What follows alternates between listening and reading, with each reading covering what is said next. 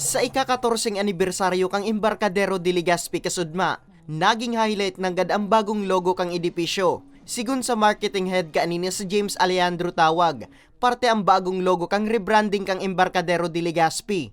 Gikan sa pagiging mall pon kan taong 2010, ngunyan sa runay ning business center. Yung Embarcadero talaga is IT park as originally planned. Ano po?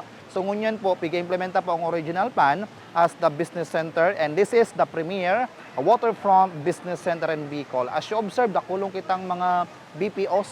Ano po, mostly of our tenants na yaon sa Laog is BPO companies po siya. And at the same time, we have several government agencies na yaon po digdi po sa bisinidad kang Embarcadero de Legazpi building.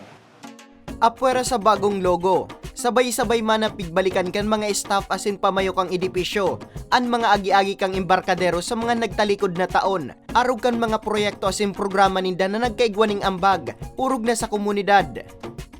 May God guide us in everything we do at Embarcadero.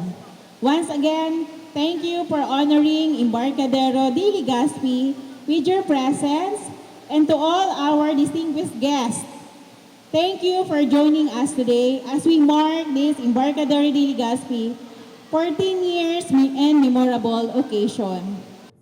Kabali sa selebrasyon ang 60 tenants kang edipisyo. Presente man sa selebrasyon ang mismong presidente kang Sunwest Inc. na si Aderma Angeli Alcazar, asin ang pamayo kang Embarcadero Land Ventures Inc. na si Anilin Sumanga. This Embarcadero, you are already here. Thank you so much to you. The resilience that we had. Daanan man tayo ng bagyo, ng baha, pumuputok si Mayon Volcano, nandito pa rin tayo and we are going strong. Elevated Embarcadero de Legazpi to a whole new level of success.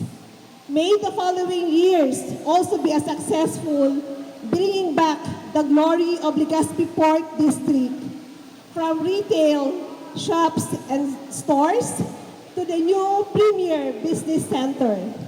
Naging mas makulor man ang selebrasyon sa presensya kang Mariners Polytechnic College Marching Band.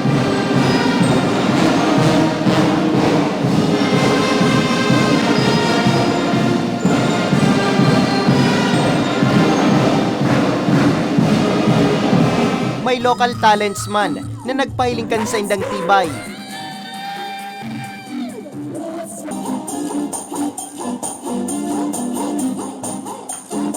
Asigurasyon kang manihamiento, padago sindang maisip ning mga proyekto na matauning ambag asin pagbabago, bako sana sa buhay ning tawo, kundi maging sa rekursos naturales na saruman sa pigtatawan ninda ng importansya. Para sa mga baretang tatak Bicol, Nomer Corporal.